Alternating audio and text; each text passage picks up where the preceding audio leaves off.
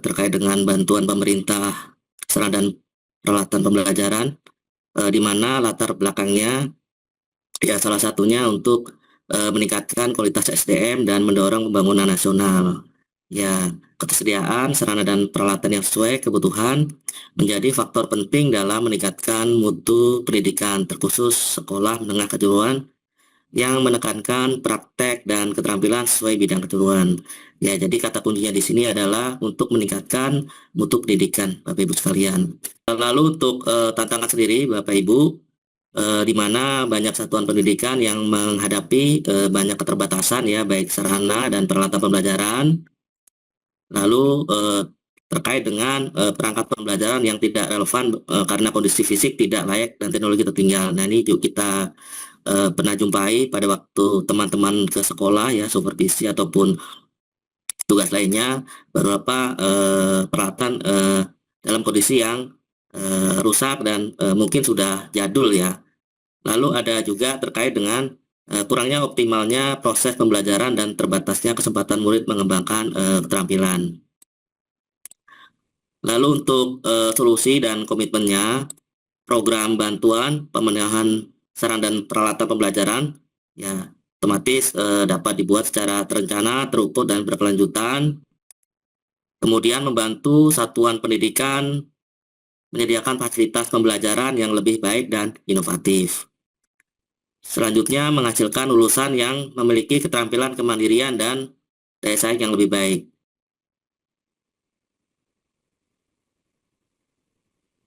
Untuk tujuan program bantuan pemerintah ini, Bapak Ibu sekalian, pertama adalah meningkatkan mutu pembelajaran di satuan pendidikan. Ya, tentu saja adalah kewajiban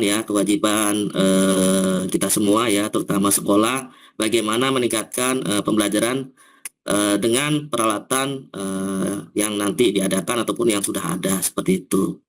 Lalu meningkatkan kesediaan peralatan pembelajaran yang memadai. Ya, jikalau ada beberapa sekolah yang masih terkendala keterbatasan, setidaknya dapat memberikan atau membantu pemenuhan peralatan yang ada. Berikutnya, nomor 3, mendukung pengembangan kompetensi murid sesuai bidangnya. Ya, dengan peralatan yang ada, ya tentu saja dapat memberikan lebih terhadap kompetensi siswa. Kalau mungkin sekolah yang mungkin tidak ada, dengan alat nanti yang diadakan ada, sehingga dapat meningkatkan bagaimana proses pembelajarannya sehingga kompetensinya bisa meningkat. Lalu meningkatkan mutu dan saing lulusan. Terakhir, poin 5 adalah mendukung pemenuhan standar sarana pendidikan sesuai peraturan perundang-undangan. Untuk sasaran penerima bantuan, Bapak Ibu sekalian, di sini untuk juknis terdiri dari beberapa satker ya. Jadi untuk SMK adalah SMK negeri atau SMK swasta. Jadi kami tidak kita buka secara umum ya, kita buka secara umum baik SMK negeri ataupun SMK swasta.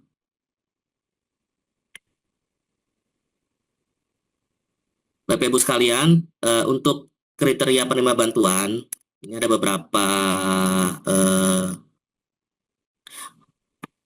poin yang kami sampaikan. Pertama adalah diprioritaskan bagi SMK yang mendukung ketahanan pangan dan atau energi terbarukan. Jadi beberapa sekolah yang terkhusus mempunyai konsentrasi keahlian untuk mendukung ketahanan pangan atau energi terbarukan, kami prioritaskan terlebih dahulu. Jadi silakan nanti jika sudah dibuka di Takola, kami berharap dapat Bapak Ibu sekalian di sekolahnya yang mempunyai kakak tersebut dapat mendaftar. Lalu yang kedua, diprioritaskan SMK yang mengikuti lomba kompetensi keahlian tahun 2026. Ya, baik nasional ataupun internasional seperti WSC ataupun lomba kompetensi yang lain. Ini kami prioritaskan. Berikutnya, nomor 3 adalah memiliki ruang praktek siswa. Ya, ruang praktek siswa, lalu ruang laboratorium, dan atau perpustakaan untuk penempatan peralatan praktek, termasuk infrastruktur pendukung.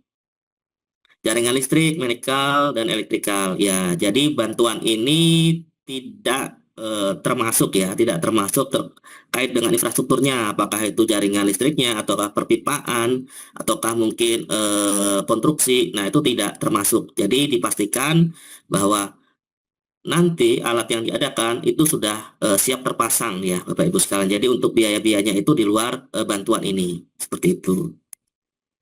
Nomor 4, memiliki daya listrik yang cukup untuk menjalankan peralatan praktek, ya kecuali SMK di daerah khusus yang ditetapkan kementerian. Jadi dipastikan lagi listriknya sudah mencukupi, ya tadi sudah disampaikan Pak Direktur, ya jangan sampai dengan alat yang nanti diadakan tidak bisa dipakai ya, sayang sekali nanti seperti itu. Lalu nomor 5, sekolah yang memiliki guru atau pelatih yang dapat menggunakan alat tersebut untuk siswanya dan sekolah lain. Ya, ini pastikan lagi guru-gurunya capable ya, atau mempunyai kompetensi yang cukup untuk menggunakan alat tersebut. Nomor 6, sekolah yang bekerja sama dengan industri sebagai training center. Nah, ini juga kita teruskan juga ya, sekolah-sekolah yang sudah ada kerjasama dengan industri, sehingga dapat menjadikan alat tersebut lebih baik dan mungkin menuju ke arah yang desinfektori atau yang lain seperti itu. Lalu nomor 7 adalah sekolah yang memiliki konsep industri ya, karena kita di SMK ya, budaya industri harus melekat juga Bapak Ibu ya, seperti apa nanti alat yang diadakan datang, seperti apa pengoperasionnya, termasuk perawatan dan segala macamnya. Untuk persyaratan penerima bantuan, pertama, memiliki nomor pokok Satuan Pendidikan Nasional atau NPSN dan terdaftar di data pokok pendidikan atau Dapodik. Ya, ini pasti Bapak Ibu ya, karena nanti dalam pengajuannya melalui aplikasi Takola, ya secara terintegrasi sekolah yang sudah terdaftar di Dapodik itu yang hanya bisa mendaftar Bapak Ibu. Jadi yang belum berada di dalam Dapodik ataupun belum ada NPSN, ya mohon maaf, jadi tidak dapat mendaftar. Lalu kedua adalah memiliki akreditasi minimal C. Ya, ini silahkan bagi sekolah yang memiliki akreditasi C, B atau A silahkan mendaftar. Lalu mengajukan usulan melalui aplikasi Takola SMK. Ya, di mana aplikasi Takola ini memadahi semua bantuan pemerintah yang sebelum-sebelumnya Bapak Ibu ya, untuk memudahkan nantinya dalam pengajuan, nantinya dalam proses pelaksanaan maupun nanti terkait dengan pelaporannya. Ya, jadi dalam satu aplikasi. Lalu tidak memiliki tunggakan laporan bantuan pemerintah dari Direktorat SMK ya tahun anggaran sebelumnya. Ya, nanti dibuktikan dengan surat pernyataan bahwa telah selesai tidak ada tunggakan terkait dengan bantuan pemerintah tahun sebelumnya. Jadi dari tahun 2025, 2024 ataupun 2023 ya itu nanti terdeteksi Bapak Ibu ya. Jadi Bapak Ibu yang masih ada tunggakan di tahun-tahun sebelumnya terdeteksi dan kita minta diselesaikan dahulu supaya dapat mengikuti atau mengajukan ya, seperti itu. Lalu mendapatkan rekomendasi dari Dinas Pendidikan atau Satuan Kerja Pemerintah Daerah yang membidangi urusan pendidikan menengah. Ya, ini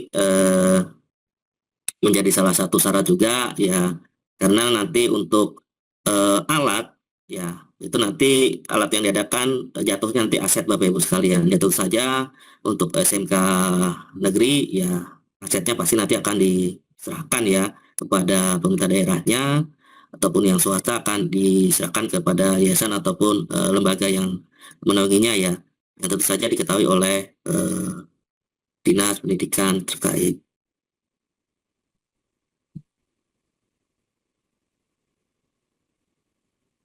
Untuk rincian peralatan pembelajaran Bapak Ibu sekalian, di mana dalam juknis nanti akan kami sampaikan juga pada waktu pembukaan pendaftaran, di mana terdiri dari peralatan praktek kejuruan. Ya, jadi beserta pelatihannya sesuai kompetensi, lalu ada peralatan utama atau peralatan pendukung, lalu dapat digunakan untuk pengadaan sarana dan peralatan laboratorium dan atau perpustakaan. Nah, ini disampaikan juga. Lalu sarana TIK ya bisa berupa komputer, laptop atau perangkat jaringan, multimedia ataupun software pendukung. Ya, jadi beberapa rincian ini nanti yang ruang lingkup yang dapat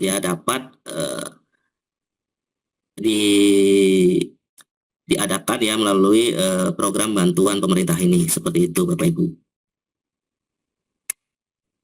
Untuk mekanisme seleksi penerima bantuan, ya ini ada beberapa tahapan. Ya, pertama adalah sosialisasi yang sedang kita laksanakan saat ini Bapak Ibu kepada calon terima, kepada dinas pendidikan ataupun sektor yang lain.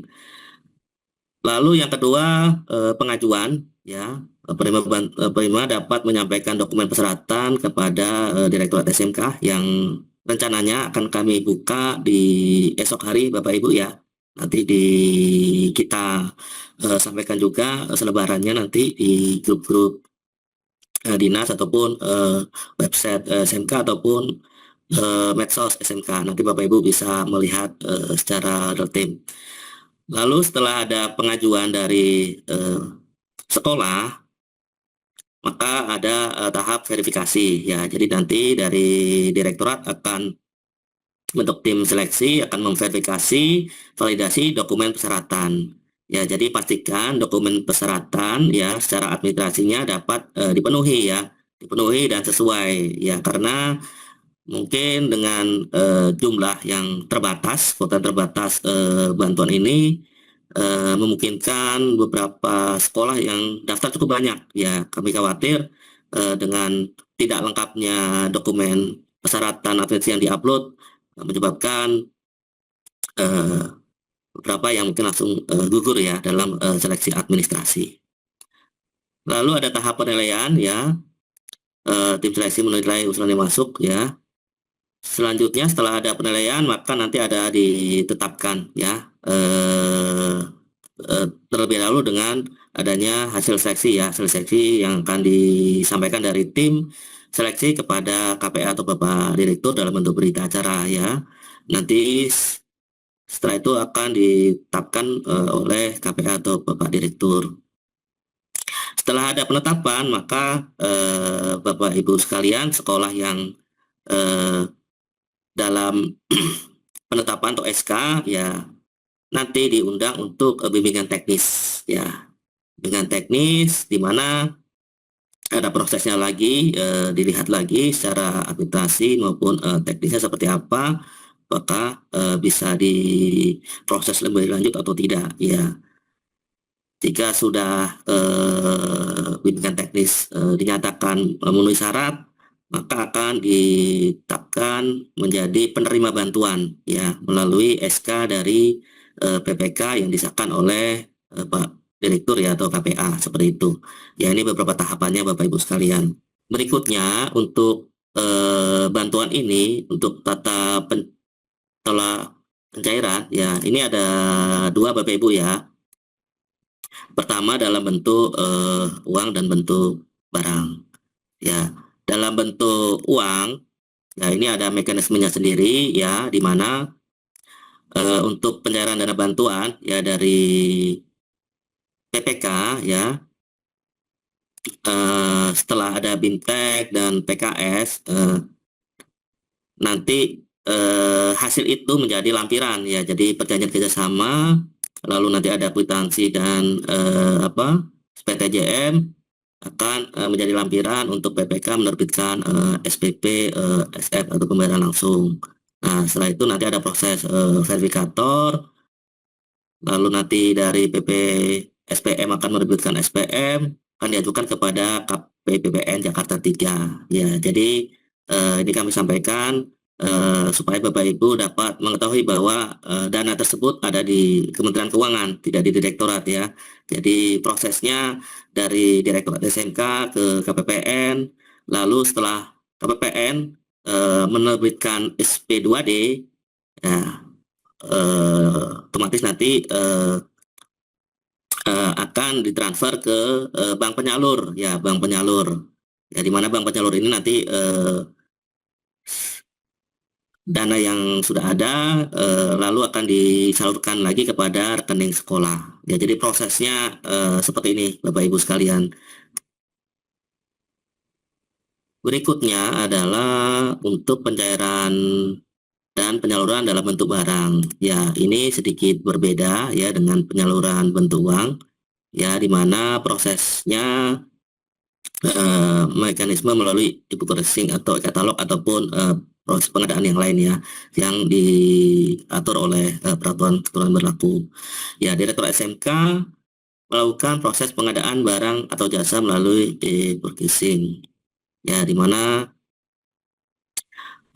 setelah ditetapkan penyedianya, barangnya nanti akan dilakukan pencairan dana LS dari rekening darurat kepada rekening penyedia. Ya, lalu penyedia mengirim barang ke alamat penerima ke sekolah. Selanjutnya sekolah menerima saja dan memverifikasi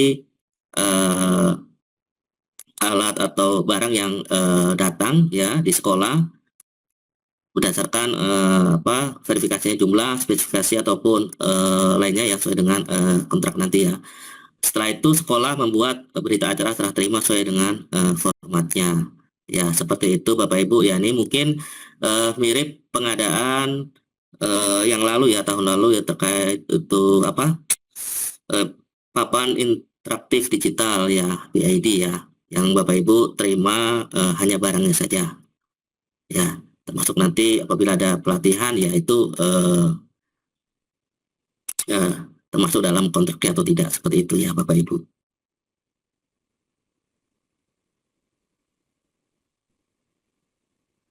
Berikutnya adalah penyaluran dana bantuan untuk yang disalurkan dalam bentuk uang. Ya, jadi di sini ada mekanismenya untuk bantuan yang kurang dari 100 juta dan lebih dari 100 juta. Ya, jadi Bapak Ibu sekalian yang menerima bantuan ini kurang dari 100 juta, maka penyalurnya hanya satu kali atau sekaligus.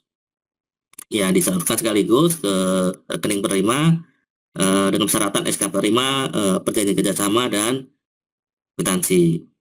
Jadi penyalurannya pun penuh tidak atau tanpa potongan ya. Jadi sesuai dengan perjanjian kerjasama yang telah ditandatangani. Lalu untuk yang bantuan yang lebih dari 100 juta, mekanismenya melalui 2 tahap. Ya, tahap pertama disalurkan setelah ada SK ya penerima PK, lalu ada perjanjian kerjasama dan kwitansi pemberian tanda tangani, akan disalurkan sebesar 70% dari total nilai bantuannya. Lalu tahap kedua, setelah laporan pertanggungjawaban pekerjaan minimal 50% selesai dan kwitansi 3% ditatangani. Ya, ini biasanya setelah ada proses BST Bapak Ibu ya, BST barang sampai baru bisa diajukan. Ya, nanti tahapannya seperti itu Bapak Ibu sekalian. Selanjutnya untuk monitoring dan evaluasi. Ya, jadi dalam program itu saja dalam bentuk pengawasan, dalam bentuk pelaksanaan ya dilakukan nanti berupa pelaksanaan monitoring evaluasi. Ya, apakah itu nanti dilakukan secara daring ataupun luring untuk mengetahui proses pelaksanaan ya pengadaan peralatan, lalu proses penggunaan peralatannya sejauh mana, apakah itu sesuai dengan aturan ya juknis ataupun pedoman yang nanti sudah disampaikan atau tidak. Lalu untuk waktunya pun bisa dari awal ya, awal setelah dana cair, nanti ada di pertengahan ataupun akhir bantuan pemerintah. Ya, nanti disesuaikan dengan kondisi dan situasi masing-masing.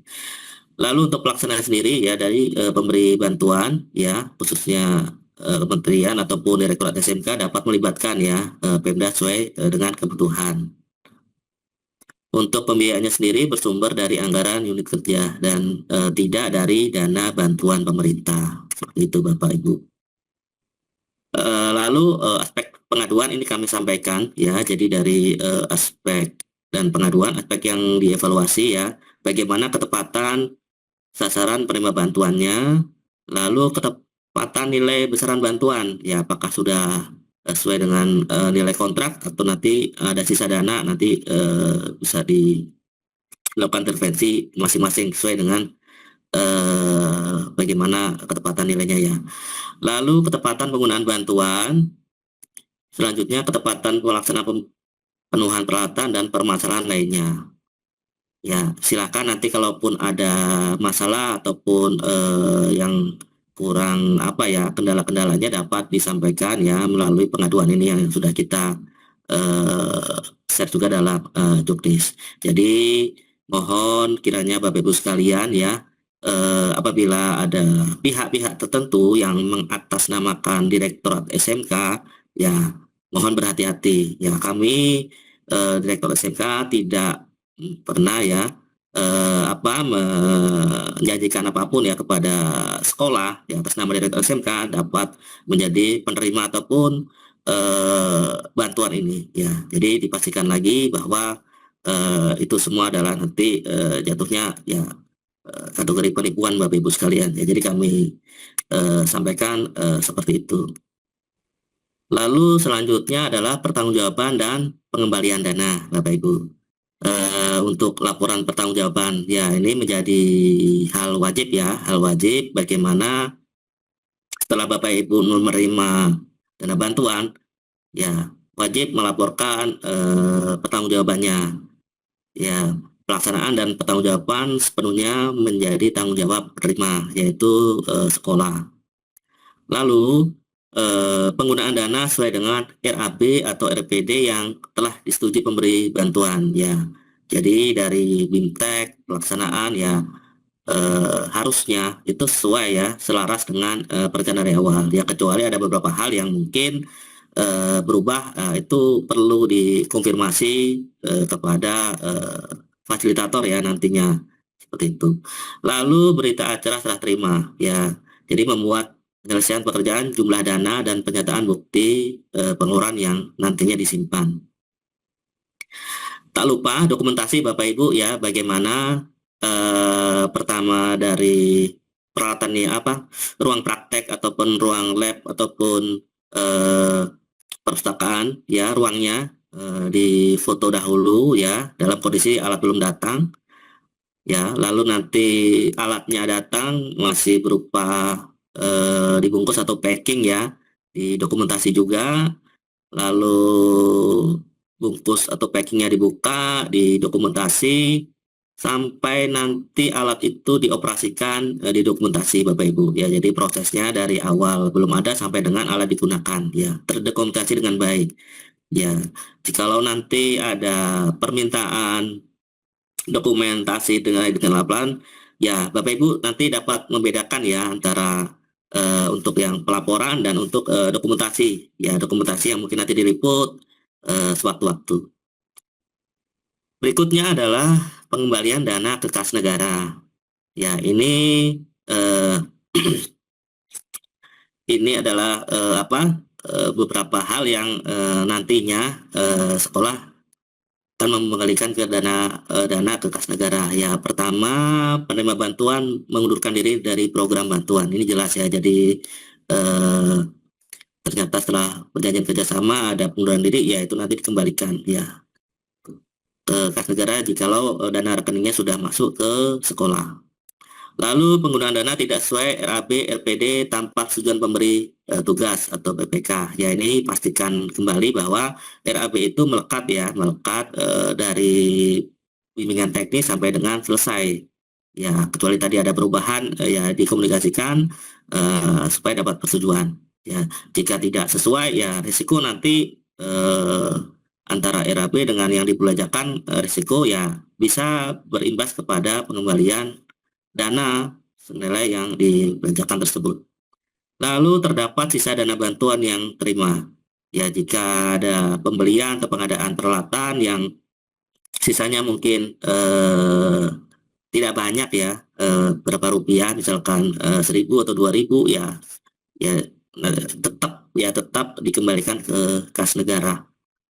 Lalu tidak melaksanakan program bantuan, jelas ya. Berikutnya adalah kegiatan dalam RAB atau RPD yang tidak dilaksanakan. Ya, ini juga terkait dengan RAB. Dan terakhir adalah temuan pengembalian dana bantuan. Ya, jikalau nanti ada pemeriksaan ya melalui audit ya, baik Inspektorat ataupun BPK ataupun auditor yang lain, adanya temuan ya, risiko nanti harus dikembalikan ke kas negara.